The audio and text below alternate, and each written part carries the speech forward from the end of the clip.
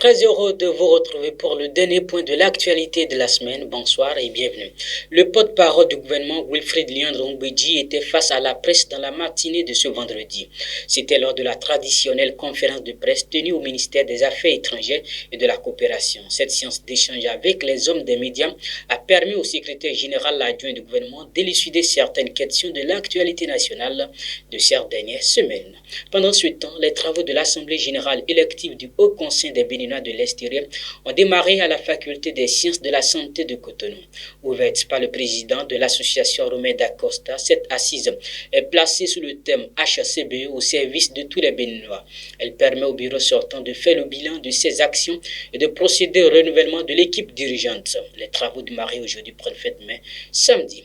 Hors du territoire national, au Sénégal, le camp présidentiel a perdu la majorité absolue après la proclamation hier jeudi des résultats officiels provisoires des élections législatives du 31 juillet. L'opposition, quant à elle, a reçu son pari de pousser le parti au pouvoir à la cohabitation à l'Assemblée nationale. Sur les 165 sièges en jeu, la coalition du président Macky Sall a obtenu 82 députés, une baisse comparativement aux 125 obtenus en 2017. Les chiffres définitifs seront publiés par le Conseil constitutionnel dans un délai de 5 jours s'il n'y a pas de recours.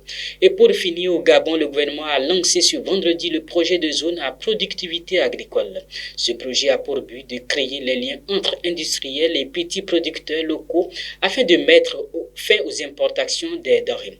Le Gabon, qui importe presque toute sa consommation alimentaire, ambitionne de devenir, grâce à ce projet, un exportateur de produits agricoles.